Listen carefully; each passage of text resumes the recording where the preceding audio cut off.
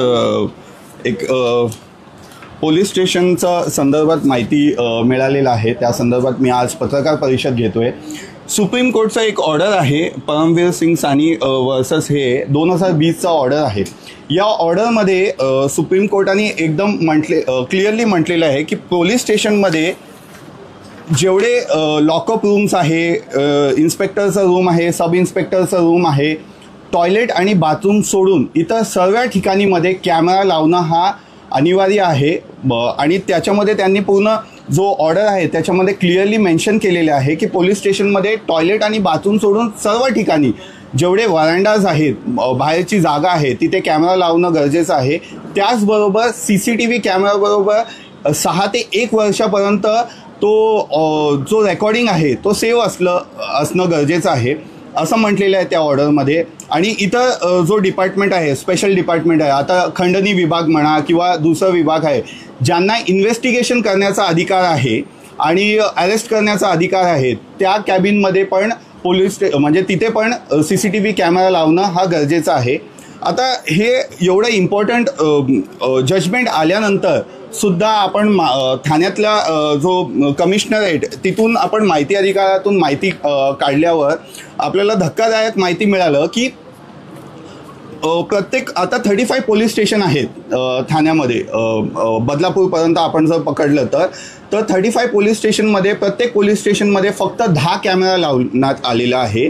आता मला सांगा, नौपाडा पोलीस स्टेशन आपण पकडलं तर नौपाडा पोलीस स्टेशनमध्ये 20 ते 22 रूम्स आहेत, तर प्रत्येक कॅबिनमध्ये जर एक कॅमेरा जरी पकडलं तर 22 कॅमेरा पाहिजेत। आणि व्हरांडामध्ये बाहेरची जागा, ज्या पाठीमागे जागा आहे तिथे सगळं कॅमेरा असलं पाहिजे, तिथे कॅमेरा लावलेलं नाही आहे। आणि दुसरा विषय असा आहे की ऑडिओ रेकॉर्डिंग, आता आपल्याला माहिती मिळालं आहे याच्यामध्ये क्लिअरली म्हटलेलं आहे की ऑडिओ इन्स्टॉलेशन केलेलं नाही आहे याच्यामध्ये। आता हा एवढं इम्पॉर्टंट सुप्रीम कोर्टचं जजमेंट असून सुद्धा पोलीस स्टेशनमध्ये कॅमेरा विथ ऑडिओ रेकॉर्डिंग हे इम्प्लिमेंट का केलं जात नाही आहे, हा माझा प्रश्न आहे। याचं कारण असं आहे की हा मानवी हक्काचं उल्लंघन जेव्हा होत असेल तर याच्या विरोधात आपण ते माहिती अधिकारातून व्हिडिओज घेऊ शकतो, म्हणजे पोलीस स्टेशनमध्ये की या टाईममध्ये माझ्याशी असं कृत्य घडलं किंवा काय मला मारहाण झालं, तर ते कोर्टात आपण दाखवू शकतो। याच्याकरता सुप्रीम कोर्टाने या सगळ्या गोष्टी आपल्याला गाईडलाईन्स दिलेल्या आहेत। पण पोलीस किंवा ही यंत्रणा जी आहे ते कॅमेरा फक्त नावापुरता त्यांनी लावलेले आहे। आता इतर department, all other department which have authorisation, म्हणजे खंडणी विभाग, या सगळ्या डिपार्टमेंटचं पण आपण माहिती अधिकारातून माहिती मागवली आहे की बाबा इथे तुम्ही कॅमेरा लावलेले आहेत का, तिथे सुद्धा कॅमेरा लावलेले नाही आहेत। आता माझा हा मेन उद्देश याच्याकरता आहे लोकांसमोर येण्याचा, कारण CCTV कॅमेरा आणि ऑडिओ रेकॉर्डिंग हा कंपल्सरी केल्या गेल्या तरी का लावले गेले नाही आहेत। मी तुम्हाला सांगतो, 90% पोलीस स्टेशनमध्ये, मी थेट आरोप करत नाही आहे, पण आम्ही सर्वसामान्य नागरिक म्हणून जेव्हा आम्ही पोलीस स्टेशनमध्ये जातो तर आमचे कंप्लेंट्स घेतले जात नाही आहे किंवा ढावाढूल केलं जातात, किंवा ते असं म्हणतात की हा आमच्या विभागामध्ये नाही आहेत, किंवा सिव्हिल मॅटर असेल तर त्याला क्रिमिनल बोलतात किंवा क्रिमिनल, अशा खूप बेकायदेशीरपणाने ते वागणूक करतात पोलीस स्टेशनमध्ये, हे आम्ही बघितलेलं आहे। तर अशा सगळ्या गोष्टीचं पुरावे जेव्हा आम्हाला पोलिसांविरुद्ध कंप्लेंट द्यायचं असेल कोणाला, तर त्यांना पुरावे कुठून मिळणार? तर हा CCTV कॅमेराचा जो सुप्रीम कोर्टाने ऑर्डर दिलेले आहेत त्याप्रमाणे जर इम्प्लिमेंट झालं तर प्रत्येक माणूस तिथे जाऊन त्यांच्या विरोधात समजा तक्रार घेतली नाही आहे किंवा त्यांच्याशी उद्धटपणाने कोणी पोलीस स्टेशनमध्ये म्हटलं तर त्या रेकॉर्डिंग्स घेऊन त्यांच्या विरोधात ते कारवाईसाठी मागणी करू शकतात।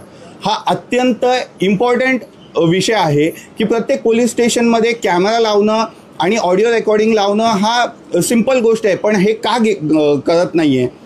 आता जर म्हटलं आपण ठाण्यामध्ये बदलापूरचं प्रकरण आपण बघू शकतो की बाबा 2 दिवसानंतर किंवा 1 दिवसानंतर ते केस हे केलेले आहेत, पण हे एवढं मोठं आंदोलन झाल्यानंतर, ते इन्व्हेस्टिगेशन पार्ट झाल्यानंतर ते बाहेर पडतात। कित्येक गोष्ट असं आहे की पोलीस स्टेशनमध्ये कधी फिर्यादी जातो, तो स्टेटमेंट देतो, स्टेटमेंट देत असताना तो जो स्टेटमेंट बोलतो ते स्टेटमेंट पोलीस घेत नाही आहे, ते म्हणतात की आम्ही असंच स्टेटमेंट लिहिणार आणि तुम्ही याच्यावरती सही करा वाचून, की तुम्ही वाचून हे सही करतायत म्हणून, पण त्याला त्याचा कॉपी दिले जात नाही आहे। म्हणजे तो स्टेटमेंट जो त्याला बोलायचं आहे तोच स्टेटमेंट त्याच्यामध्ये ते घेत आहेत का हे त्यांना पण माहीत नाही आहे. अशा खूप काही गोष्टी होतात.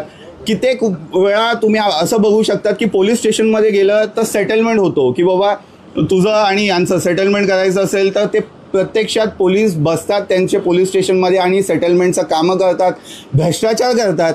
तर या सगळ्या गोष्टीवरती एक लक्ष ठेवणारी जी यंत्रणा आहे ते असणं गरजेचं आहे. आणि हा काही नवीन नाही आहे. हे सुप्रीम कोर्टाने ऑर्डर दिलेले आहे. हायकोर्टाने 2022 पण याच विषयावरती DGP आणि इतर डिपार्टमेंट आहेत त्यांना सुद्धा नोटिसेस बजावलेले आहेत आणि त्यांनी सुद्धा ॲफिडेविट दिलेले आहेत. पण या ॲफिडेविटमध्ये कुठेही त्यांनी ऑडिओ रेकॉर्डिंग लावणं जे बंधनकारक आहे ते लावलेलं नाही आहे हे दिसतंय. तर असं असताना माझं लोकांपर्यंत हे विषय मांडण्याचं कारण असं आहे की लोकांनी हा विषय थोडं समजून घेतलं पाहिजे की आपला अधिकार काय आहे. पोलीस स्टेशनमध्ये कधी चुकीचं वागणूक तुम्हाला मिळत असेल तर तुम्ही थेट ते RTI माध्यमातून किंवा मॅजिस्ट्रेटकडे जाऊन त्या टाईममध्ये जी काय घटना घडली तुमच्या पोलीस स्टेशनमध्ये त्याचा व्हिडिओ घेऊन तुम्ही तक्रार देऊ शकता. तुम्ही तक्रार केल्यानंतर तुमच्याकडे पुरावे असणं गरजेचं आहे जेणेकरून तुम्हाला न्याय मिळू शकतं. तर हे एकदम इम्पॉर्टंट जजमेंट आहे. तर जजमेंट इम्प्लिमेंट करत नाही आहे. माहिती अधिकार आपण वारंवार म्हणजे 3दा काढलेले आहेत. मला असं वाटलं की प्रत्येक 3 महिन्यामध्ये काहीतरी ते चेंजेस करतील, कॅमेराचं इक्विपमेंट ते वाढवतील किंवा ऑडिओ रेकॉर्डिंग ते त्याच्यामध्ये लावतील. पण 3दा आम्ही माहिती अधिकार 3-3 महिन्याचा टाईम पिरियडमध्ये काढलेले आहेत. कुठेही काही चेंजेस केलेले नाही आहेत. तर हा विषय खूप गंभीर विषय आहे की अकाउंटेबिलिटी असणं हा गरजेचं आहे पोलीस स्टेशनमध्ये. आता हे फक्त म्हणजे आपल्यासाठीच नाही आहे, पोलिसांसाठी पण आहे. समजा कधी कधी असं होऊ शकतं कोणतरी मंत्री असतो, कोणतरी राजकीय नेता असतो, ते पोलिसांवरती दबाव आणतो किंवा पोलीस स्टेशनमध्ये जातो आणि पोलिसांना पण कोणाला तरी फोन लावून देतो आणि धमकी देतो. या सगळ्या गोष्टी जर त्यांना सुद्धा उजागर करायचं असेल तर हे त्यांच्यासाठी पण एकदम उपयोगी पडणार. कारण पोलीस स्टेशनमध्ये कोणी येत असेल आणि पोलिसांना दबाव करत असेल राजकीय नेता, त्यांनी पण ते व्हिडिओज आणि हे जाहीर करता येईल आणि त्यांच्या विरोधात ते पुरावे म्हणून कोर्टात सादर करता येईल. हे सर्वसामान्य नागरिकांना, पोलिसांना, सगळ्यांना फायदेशीर आहे आणि कायदा सुव्यवस्था ठेवण्याकरता हा अत्यंत गरजेचा आहे. कारण 90% जे कंप्लेंट पोलीस स्टेशनमध्ये येतात ते एकदम क्लिस्टर क्लिअर असतं, त्याच्यामध्ये काही प्रॉब्लेम नसतं. पण ते पुरावे असे अधोरेखित करून कोर्टात पाठवतात, त्याच्यामुळे न्याय प्रक्रिया मध्ये खूप विलंब होतो आणि काय निर्णय होत नाही आहे. तर माझं मेन लोकांपर्यंत हे आज प्रेस कॉन्फरन्स घेण्याचा उद्देश असा आहे की लोकांनी मी वारंवार या विषयावरती माहिती देत बसणार आहे. पोलीस स्टेशनमध्ये ज्या पद्धतीने आपण कोर्टात ही लढाई लढणारच आहे, जनजागृतीचं आंदोलन करणार आहे याच्यामध्ये की लोकांना समजलं पाहिजे की तुमच्यावरती पोलीस स्टेशनमध्ये अन्याय झाल्यावर तुम्ही कसे कंप्लेंट देऊ शकतात, CCTV कॅमेराचा व्हिडिओ ऑडिओ रेकॉर्डिंग कसं काढू शकतात. आणि आज जरी व्हिडिओ ऑडिओ रेकॉर्डिंग पोलीस स्टेशनमध्ये नसेल आणि समजा माझ्या विरोधात काय तिथे गैरप्रकार झालं तर सुप्रीम कोर्टचं जजमेंटप्रमाणे मी त्या पोलीस अधिकारीला समन करू शकतो, म्हणजे मॅजिस्ट्रेट कडून ते व्हिडिओ घेऊ शकतो. आणि जर समजा त्या अधिकारीने असं म्हटलं की आमचं कॅमेरा बंद आहे किंवा ऑडिओ रेकॉर्डिंग नाही आहे तर त्यांच्यावरती कारवाई होणार आहे. कारण सुप्रीम कोर्टचं जजमेंट त्यांनी पालन केलेलं नाही आहे. तर आपल्याला त्याचा फायदाच होणार आहे. म्हणजे आपल्यावरती कधी काय अन्याय झालं तर हा खूप चांगला विषय आहे किंवा चांगलं गोष्ट आहे. तर याच्यासाठी आता लोकांनी मला पाठिंबा द्यावं आणि ही लढाई आपण प्रत्येक पोलीस स्टेशनमध्ये कॅमेरा आणि ऑडिओ रेकॉर्डिंग झालं पाहिजे. आता ठाण्यात आपण सुरुवात करतोय आणि महाराष्ट्रभर हेच विषय आहे. तर ही लढाई आपण सुरुवात आजपासून करतोय म्हणून जाहीर तुमच्याकडे पत्रकार परिषद. पोलीस स्टेशन आहे ठाणे आयुक्तालयाच्या हद्दीमध्ये की सुप्रीम कोर्टाचे आदेश जे आहेत त्यांनी पाळलेले नाही. कुठलाही पोलीस स्टेशन पूर्णपणे सुप्रीम कोर्टचं ऑर्डर पालन केलेलं नाहीये. 35 पोलीस स्टेशन आहे बदलापूरपर्यंत. आपण जर बघितलं तर आयुक्तालयाचं अंतर्गत प्रत्येक 33 पोलीस स्टेशनमध्ये 10 कॅमेरा लावलेले आहेत. म्हणजे एक पोलीस स्टेशनमध्ये फक्त 10 कॅमेरा. आता कापडवाडी पोलीस स्टेशनमध्ये पण 10 कॅमेरा लावलेले आहेत. 2 पोलीस स्टेशनमध्ये, एका पोलीस स्टेशनमध्ये 12 कॅमेरा आणि एका पोलीस स्टेशनमध्ये 15 कॅमेरा लावलेले आहेत. कुठल्याही पोलीस स्टेशनमध्ये ऑडिओ रेकॉर्डिंगचं इन्स्ट्रुमेंट आहे ते लावलेले नाही आहे. आता मला सांगा, ही जी कॅमेरा आहे हे स्वस्त झालेलं आहे. म्हणजे गेल्या 5-10 वर्षात आपण बघितलं तर ही इक्विपमेंट्स खूप स्वस्त आहे. असं असताना फक्त बजेट हा विषयच नाही आहे. बजेट पण कसा अलॉटमेंट करायचा हा सुप्रीम कोर्टाने किंवा हायकोर्टाने त्यांना वारंवार त्याच्यावरती पण त्यांना निर्णय दिलेले आहे. बजेट हा मोठा विषय नाही आहे. तर ह्या लोकांनी तो ऑडिओ इक्विपमेंट का नाही लावलेले आहेत? हां, आता याचं मंथली रिपोर्ट बनवावं लागतं त्यांना की बाबा कॅमेरा चालू आहे की नाही, बंद असेल तर रिपोर्ट करावं लागतं. तर हे रिपोर्ट आम्ही मागितलं आहे. तर रिपोर्टमध्ये काय दाखवतात की प्रत्येक महिन्याला हा एक कॅमेरा बंद आहे, एक चालू आहे. पण मूळ विषय असा आहे की तुम्ही कॅमेराच कमी लावलेत, ऑडिओ रेकॉर्डिंगच लावलेलं नाही आहे. तर ते 10 कॅमेरामध्ये काय होत नाही ना. ज्या ठिकाणी कॅमेरा नसतात तिथेच ते सेटलमेंटचा विषय बोलतात किंवा तिथे जे काय त्यांना करायचं असतं. मी पूर्ण पोलीस यंत्रणामध्ये त्याच्यावरती बोलत नाही आहे. 10 ते 15% पोलीस स्टेशनमध्ये जे अधिकारी असतात ते सेटलमेंट करतात, हे आम्हाला माहिती आहे. ते आमच्याशी उद्धटपणाने बोलतात, नागरिकांशी, हे सुद्धा आम्हाला माहिती आहे. तर या सगळ्या गोष्टीवरती झाप बसण्याकरता हे होणं गरजेचं आहे असं माझं म्हणणं. एखादा सामान्य नागरिक पोलीस कंप्लेंट करायला गेला, तक्रार करायला गेला, तर त्याला म्हणजे थांब रे जरा थोडं, तुला माहिती आहे का काय कायदा करायला लागेल, कसा गुन्हा दाखल होईल, म्हणजे त्याला एक प्रकारे पहिले धमकवलं जातं किंवा त्याचं कॉन्फिडन्स लो केलं जातं. बरोबर, याचं कॉन्फिडन्स लो करण्याचा उद्देश असा आहे की तुम्ही आता आम्हाला सांगायचं नाही, आम्ही तुम्हाला सांगणार. आपण आपल्या हक्क मागण्यासाठी त्यांच्याकडे जातो, पण ते दबाव तंत्र वापरतात, हे सर्वसामान्यांना माहिती आहे. आता समजा पोलीस स्टेशनमध्ये गेल्यानंतर ना, जेव्हा आपण अँटी करप्शनच्या विषयावरती बोलेल की बाबा त्यांनी माझ्याकडून पैसे मागितले आणि मी पैसे दिले, कधी कधी पोलीस असं म्हणतात तुझ्यावरती पण गुन्हा दाखल होईल कारण तू पैसे देणं हा पण गुन्हा आहे म्हणून. पण हा अत्यंत खोटा आहे. मी तुम्हाला म्हणतो, जर 24 तासाच्या आतमध्ये तुम्ही स्वतः जाऊन तिथे कंप्लेंट दिलं ना आणि तुम्हाला प्रेशरमध्ये त्यांनी पैसे घेतलं असेल तर तुमच्यावरती गुन्हा होत नाही, हे कायदेशीर भाग आहे. पण पोलीस मध्ये जे काही लोक असतात ते मॅन्युप्युलेट करण्याचं काम करतात, म्हणजे त्यांना जसं पाहिजे. तर अशा वेळी पोलीस जे बोलतात पोलीस स्टेशनमध्ये तेच आपण मान्य करणार ना, कारण तेच लॉ डिपार्टमेंट आहे, कायदा सुव्यवस्था त्यांनाच आपल्यापेक्षा जास्त माहिती आहे, म्हणून आपण त्यांचा विरोध करत नाही आहे. नंतर घरी आल्यानंतर आपल्याला कळतं, आपल्या ॲडव्होकेटशी बोलल्यानंतर बाबा हा जो म्हटलं त्यांनी खोटं म्हटलं आहे. पण तो खोटं म्हणतोय ज्याच्यावरती पण कारवाई झाली पाहिजे ना. लोकांना फसवणं याच्या अंतर्गत पण त्यांच्यावरती कारवाई झाली पाहिजे. पण हे पुरावे आपल्याकडे मिळणार कसे? तर हे पुरावे आपल्याला असंच मिळणार की त्या पोलीस स्टेशनमध्ये त्यावेळी जी घटना घडली त्या व्हिडिओचा आपण मागणी करायचं आणि त्या व्हिडिओचा मागणी केल्यानंतर तो व्हिडिओ आपण मॅजिस्ट्रेट किंवा पोलीस प्राधिकरण आहे, तक्रार प्राधिकरण आहे, त्यांना सुद्धा ते देऊन आपण आपल्याला न्याय मिळू शकतं याच्यात. हां, प्रत्येक पोलीस स्टेशनमध्ये टॉयलेट आणि बाथरूम सोडून इतर सर्व ठिकाणी असं कुठलाही स्पॉट नसलं पाहिजे जेणेकरून तिथे कॅमेराचा अँगल नाही आहे असं म्हटलेलं आहे सुप्रीम कोर्टाने. त्याचं पॉवर बॅकअप असलं पाहिजे जेणेकरून लाईट गेलं तर ते कॅमेरा चालू असलं पाहिजे.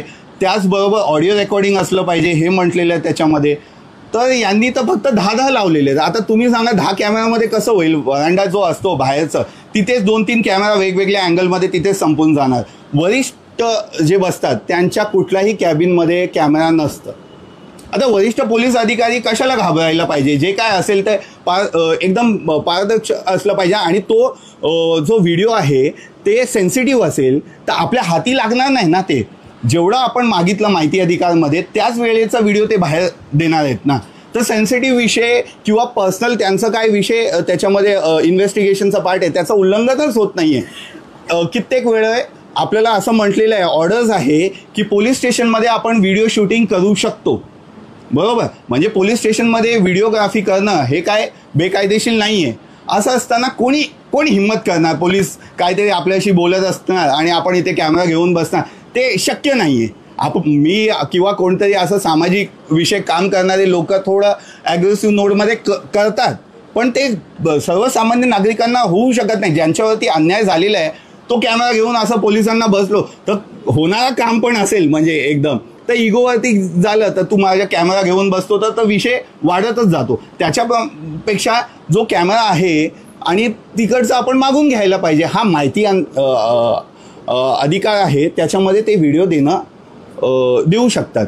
समजा त्यांनी नाही दिलं तर मॅजिस्ट्रेटला, आपल्या लोकल मॅजिस्ट्रेट आहेत तिथे आपण सांगून हे पुरावे मागून घेऊ शकतो. जर तुम्हाला असं वाटलं की तुमच्याशी शिवीगाळ केलं, तुम्हाला खोटं काहीतरी स्टेटमेंट घेतलं, तर हा विषय तुम्ही मार्गी लावू शकता. तुम्हाला पुरावे म्हणून मिळणार आहेत याच्यामध्ये. तर पोलीस स्टेशनमध्ये जाण्यात आपण जे घाबरतो ना, हे पूर्णपणे म्हणजे जो चुकी करत असेल त्यांनी घाबरायलाच पाहिजे. जो चूक करत नाही, ज्याच्यावरती अन्याय झाला आहे, तो कॉन्फिडेंटली पोलीस स्टेशनमध्ये जायला पाहिजे ना, की आपल्याला न्याय मिळणार आहे म्हणून. पोलीस स्टेशनमध्ये पहिलंच असं भासवतात, तुला काय, तुला समजत नाही का, तू वेडा आहे, कशाला त्याला पैसे दिलेस, तू आम्हाला विचारून पैसे दिलेस का, म्हणजे कोणाला फसवणूक झालं असेल, हे भाष्य करतात. ते हे चुकीचं भाष्य आहे. पण याचा पुरावे आपण दिल्याशिवाय त्यांच्यावरती कारवाई मागणी करू शकत नाही ना त्या अधिकारी विरुद्ध. तर म्हणून ते बेशिस्तपणाने आणि एक पोलीस अधिकारी असं बोलतो तर दुसरा पोलीस अधिकारी पण तशाच पद्धतीने वागणूक करतो. तर आपण यांना कायदा सुव्यवस्था किंवा त्यांना कुठल्या पदावरती बसवलं हे त्यांना माहिती आहे, पण आपण आता त्यांना शिकवू शकत नाही. पण आपल्याला जेव्हा जेव्हा असं वाटत असेल तर नागरिक म्हणून सर्वसामान्य लोकांनी या विषयावरती बोललं पाहिजे. पोलीस यंत्रणा बघितल्यावरच लोक घाबरतात. तर माझं असं म्हणणं आहे की हा विषय खूप गंभीर विषय आहे. हे कुठल्याही राजकीय नेते किंवा बाकी इतर सामाजिक लोक हे घेत नाही आहे, कारण त्यांना असं वाटतं पोलिसांविरुद्ध जाणं म्हणजे आपण चूक करत नसेल तर आपण घाबरायची काय गरज नाही आहे. म्हणून हा विषय खूप गंभीर विषय आहे, म्हणून मी लोकांसमोर आज मांडत आहे. हो, आता आपण आज हे सुरुवात करतोय. जसं टोईंगचं आपण एक मोहीम सुरुवात केली होती आणि त्यात आपण आत्तापर्यंत तरी टोईंग व्हॅन बंद आहे. आता पुढे जेव्हा ते चालू करत असतील तेव्हा आपण कायदेशीर लढाई तर लढणारच आहे. तसंच लोकांना पहिला जनजागृती झाल्याशिवाय मी कोर्टात जाऊन मांडणी करणं हे चुकीचं मला वाटतं. थोडंफार लोकांना समजलं पाहिजे हे कशाकरता करतोय किंवा काय याचा उद्देश काय आहे म्हणून. तर आता पुढच्या टप्प्यात आपण छोटंसं आंदोलन करणार किंवा जनजागृतीसाठी मोहीम सुरुवात करणार आहेत आणि मी ते प्रत्यक्षात मीडियासमोर ते मांडणार आहे.